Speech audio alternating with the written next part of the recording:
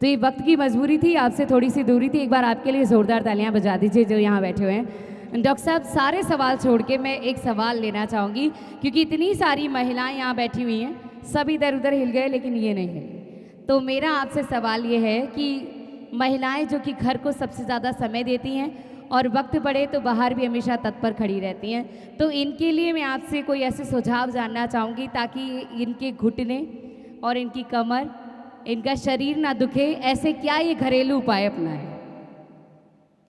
ये बहुत ही खूबसूरत सवाल है आपका। और मैंने देखा है कि जो स्पेशली फीमेल्स के लिए और जो ग्रामीण परिवेश है या जो थोड़ा सा ना बैठ के घर पे सारा काम बैठ के करते हैं, चाहे वो खाना बनाना हो, चाहे वो बहुत सारे बच्चों का काम हो, उनको बैठना पड़ता है हर जगह। और उसमें यदि किसी पे को घुटने में तकलीफ़ हो जाए या कूल्हे में दिक्कत हो जाए या कमर में दिक्कत हो जाए तो बहुत ही वो पेनफुल होता है, डेफिनेटली बहुत पेनफुल होता है। और उस कंडीशन में घर वालों को बहुत कॉन्शियस यानी अवेयर, होशियार रहना चाहिए इस मामले में कि फीमेल की कोई प्रॉब्लम है वो इग्नोर नहीं करें। यदि उनको वास्तविक घुटने या कूल्हे की दिक्कत है तो अपने किसी भी नियर बाई डॉक्टर को ज़रूर दिखाएं और उनकी लाइफस्टाइल को मॉडिफाई करें, थोड़ा सा बदलना पड़ेगा। यदि आपके घुटने या कूल्हे या कमर में दिक्कत है तो हमेशा 1 फीट या 1.5 फीट की ऊंचाई पर बैठने की आदत डालनी चाहिए, ताकि आपके आधी प्रॉब्लम ख़त्म हो जाएगी। दूसरा, जो ऊंचे वाला टॉयलेट होता है ना, वेस्टर्न टॉयलेट, उस पर जाने की आदत डालनी चाहिए ताकि आपका जो दर्द है वो बढ़ेगा नहीं। और रेगुलर एक्सरसाइज भी पैरों की करते रहें। ये बहुत कॉमनली देखा गया है। खाना बनाने का जो सिस्टम है वो नीचे बैठने के बजाय खड़े होकर बनाए या स्टूल पे बैठ के बनाए, थोड़ा मॉडिफिकेशन घर वालों को करना पड़ेगा, उससे आधी से ज़्यादा प्रॉब्लम आपकी वैसे ही ख़त्म हो जाएगी। मुझे लगता है दवाई खाने की ज़रूरत ही नहीं पड़ेगी उसमें।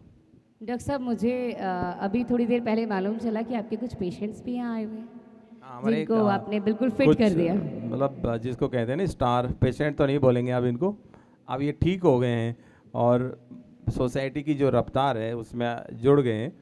तो बहुत सारे लोग आए हुए हैं। मैं चाहता हूँ कि उनकी उनकी क्या व्यू है रिप्लेसमेंट के बारे में। मैंने बोला सब कि भाई ये होना चाहिए वो होना चाहिए, और डेफिनेटली ये सब साइंटिफिक था, लेकिन आम जनता के अंदर जो बेस्ट जो मैसेज जाता है और या जनता जिनको सुनना चाहती है वो इन लोगों को सुनना चाहती है कि भाई आप कैसे हो, आपको फ़ायदा हुआ कि नहीं हुआ। क्योंकि जो सोसाइटी में मिथ हैं, कहते हैं ना लोग कि पड़ोसी ने कहा कि घुटने मत बदलाओ, बिल्कुल। घर वालों ने कह दिया कि मत बदलाओ, संबंधियों ने कह दिया मत बदलाना, रिजल्ट अच्छे नहीं है, बिना सोचे समझे ही कह देते हैं। तो उस समय ये लोग काम आते हैं। और ये मुझे लगता है कि हम लोगों से कई गुना सोसाइटी को मोटिवेट करने में जो लोग जिन्होंने रिप्लेसमेंट कराए हैं, जिसको आप पेशेंट बोल रहे हैं, वो लोग करते हैं। तो सोसाइटी का बहुत बड़ा रोल होता है सोसाइटी को मोटिवेट करने में। तो ये सोशल लोग हैं, आप उनसे बात करें, बताएंगे आपको कि एक्चुअली नी रिप्लेसमेंट से कितना फ़ायदा है। मैं जानना चाहूँगी कि डॉक्टर साहब ने जिनको ट्रीट किया है वो कौन से स्टार्स हमारे बीच में हैं। ज़रा सर आ जाइए, ज़रा एक बार इधर, एक बार इनके लिए ज़ोरदार तालियां होनी चाहिए आप सबकी तरफ से। ये यंग टीम है, इनकी एनर्जी देख करके हमारी तालियां कम है, ज़रा ज़ोर से तालियां बजाइए, क्योंकि ये हमारे समाज का वो दर्पण है, उस उम्र के पड़ाव पर हैं जहां हमें इनसे सीखने को मिलता है। और अगर ये दौड़ते हुए नज़र आते हैं तो हमें अपना भविष्य भी सुनहरा नज़र आता है कि जब ये लोग इतने हेल्दी रह सकते हैं, फिट रह सकते हैं, तो फिर हम इस ग्रुप में क्यों नहीं रह सकते। तो आपका बहुत बहुत स्वागत है। मैं चाहूँगी कि आप संक्षिप्त में अपनी बात कहें, एक एक मिनट का समय लेकर आप सब। एक्चुअली इन लोगों में एज बहुत बड़ा फैक्टर होता है। कई लोग जैसे 60 के हैं, कोई 80 के भी हैं, है ना। तो एज के साथ में इंसान में सिर्फ घुटने ही थोड़ी ख़राब होते हैं, बॉडी का बहुत सारा सिस्टम है जो साथ में इम्पेयर होता है। स्पाइन है, ब्रेन है, आपका मसल्स का एक्शन है, बहुत सारी चीज़ें हैं जो समय के साथ बदलती है। लेकिन कहीं घुटने उसमें बाधा नहीं बननी चाहिए। तो आप इनसे मिलिए, इनकी व्यू देखिए। Thank you sir. मैं आपके बारे में जानना चाहूँगी। राधा कृष्ण सर नाम है। सेकंड माइक थोड़ा सा बढ़ा दीजिए प्लीज़। हाँ जी। 84 मेरी एज है और जब से ऑपरेशन कराया उस वक्त मैं बिल्कुल 4 फीट हूँ। कोई तरह की कोई मेरे को तकलीफ नहीं है। 84 साल की उम्र में, क्या बात है। दोनों घुटने दोनों का कराया। Hello, all the respected, all the peoples and Dr. साहब and present on the। देखिए,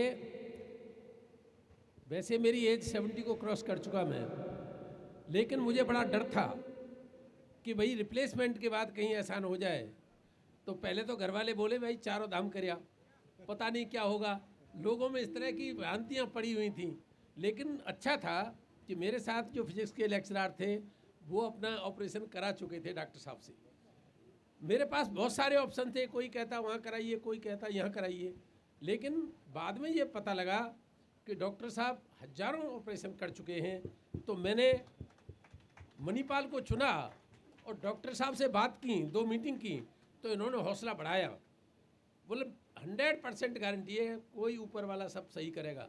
और मैंने ऑपरेशन करा लिया, छुट्टी मिल गई। उस दिन के बाद आज 5-6 किलोमीटर डेली घूमता हूँ।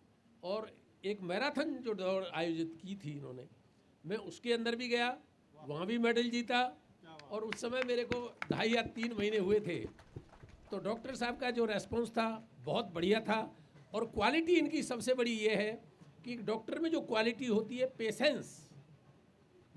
पेशेंस और उसको कन्वे करना पेशेंट को, ये बहुत बड़ी क्वालिटी थी। तो मैं ऑपरेशन कराने से पहले 100% कॉन्फिडेंट था कि चाहे वो मुझे कोई भी राय देता रहे, लेकिन ऑपरेशन में वहीं कराऊंगा। और मैंने कराया, और कराने के बाद आज आप लोगों के सामने मैं खड़ा हूँ। बहुत अच्छी तरीके से चलना, घूमना, जाना, जहाँ भी जाना है वो ये है।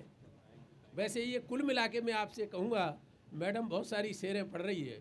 देखिए आप लोग भी सोचिए, लोगों के कहने में आ जाते हैं हम, लीक सब ही चलें, लीक सब ही चलें, लीक ही चलें कपूत, और लीक छोड़ तीन ही चलें, शायर, सिंह और सपूत।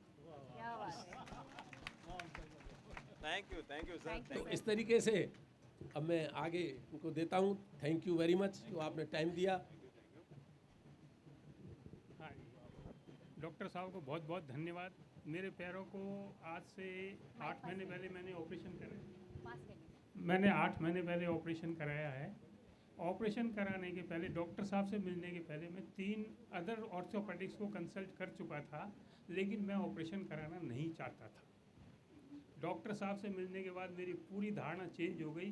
डॉक्टर साहब ने एश्योर किया कि आप आज से 10 साल, 15 साल, 20 साल बाद की एज में लौट जाएंगे, और आज वो सत्य हो गया है। मैं बराबर से 20 साल बैक हो चुका हूँ, सीढ़ियाँ चढ़ता हूँ, घूमता हूँ, बच्चों के साथ खेलता हूँ। जोरदार तालियां तो बनती हैं एक बार। धन्यवाद इस बात के लिए। और मैं तो एक बात और कहना चाहता हूँ, डॉक्टर साहब की फर्स्ट लाइन में, चलेंगे आप तो दौड़ेगी जिंदगी, लौटेगी खुशियाँ, मुस्कुराएगी जिंदगी। क्या बात है सर, इसे तो ऐड करना पड़ेगा। लौटेगी खुशियाँ। हेलो, मेरा नाम वासंती राव है। मेरी उम्र 81 साल हो गया है। पिछले साल मैंने अपना दोनों नी का ऑपरेशन करवाया था। उसके पहले करीब 3-4 साल मुझे काफ़ी दर्द होता था, और मैंने बहुत सारे उपाय किए, तेल लगाना और all kinds of things, but उससे कुछ फ़ायदा नहीं हुआ। फिर मेरी उम्र को देख के कुछ डॉक्टर्स ने कहा कि आपकी उम्र इतनी ज़्यादा हो चुकी है कि आपको टेबल में ही शायद आप मर जाओगे, ऑपरेशन टेबल में। So I was a bit worried, you know. मैं सोच रही थी कि करवाऊँ या नहीं, बट डॉक्टर साहब से मिलने के बाद he has very good bedside manners, and he sort of he feels gives so much confidence in you that you will be able to recover. तो फिर इनसे मिलने के बाद मैंने सोचा कि चलो मुझे करवाना ही होगा। और जैसे इन्होंने कहा कि मेरी तो ज़िंदगी ही बदल गई। पहले बहुत मुझे वॉकिंग स्टिक की ज़रूरत पड़ती थी चलने के लिए, अब मैं वॉकिंग स्टिक भी नहीं यूज़ करती हूँ, और डेली वॉक पे जाती हूँ, और कभी कभी पार्टीज़ में डांस भी कर लेती हूँ। तो मेरी तो जैसे एक नई ज़िंदगी मिल गई, and I feel very young. मुझे बहुत मैंने जैसे लगता है कि अब बुढ़ापा चला गया है मेरी ज़िंदगी से। मैं बहुत ही यंग फील कर रही हूँ, और इसके लिए डॉक्टर साहब को और उनके मणिपाल हॉस्पिटल को और इनकी टीम सबको मेरी ओर से बहुत बहुत धन्यवाद। Thank you so much ma'am. आप ऐसे ही मुस्कुराती रहें। आगे सर की तरफ बढ़ना चाहेंगे। नमस्कार सबको। आई एम डॉक्टर भट्ट, और मैडम रॉ को देख के लगता है कि हम सभी जवान हैं। इन्होंने जैसे इंस्पिरेशन दिया तो लगता है कि वाकई आभार प्रकट करने के लिए मैं डॉक्टर साहब को कह दूं कि 5 हफ्ते में आपने मुझे तो यंग कर दिया। क्या बात है, जोरदार तालियां होनी चाहिए। 5 हफ्ते में अगर इन्होंने मेरे को यंग कर दिया, जो कि आई थिंक काफ़ी सालों से, और सिर्फ एक मीटिंग हुई, नॉट लॉन्ग, एक मीटिंग में इनके पास गया, एक मेरे डेंटिस्ट हैं दोस्त, उन्होंने कहा कहीं नहीं जाना, इधर उधर दिल्ली विल्ली के धक्के खाना। डॉक्टर बगारिया को टेलीफोन किया, इनके पास गए, इन्होंने कहा immediate, and within a week everything done. तो आई थिंक एक पॉजिटिव रिस्पांस एक डॉक्टर का देखना और पेशेंट के लिए इतना डेडिकेशन मैंने नहीं देखा। इतना Clapping. डेडिकेशन कि एक आदमी के लिए बिल्कुल ना जान ना पहचान ना कुछ, और उसके साथ इतनी आत्मीयता कर देना और कहना कि yes you are one of us, that is something great. तो मैं इन्हीं सब ज़्यादा लंबा पढ़ने प्रीति मैडम एक इनके लिए भी Thank you. क्योंकि हर एक आदमी हर एक के लिए बोलता है, but I think I am really impressed, she is wonderful and God bless you. And doctor साहब आपका आभार करने के लिए डॉक्टर साहब की तरह वो लाइन याद आती है मेरे को। हाँ भाई, थैंक यू सर। देखो, एक सुनाता हूँ। ये सिर्फ एक टीचिंग हेलो, नहीं नहीं नहीं, देखिए मैं डॉक्टर साहब के लिए पेश कर रहा हूँ। वे ऑफ एक्सप्रेशन एक चीज़ है, आपने देखा होगा, वे ऑफ एक्सप्रेशन से नेता बन जाता है, लोगों को प्रभावित करता है और सारे लोग बात मानते हैं।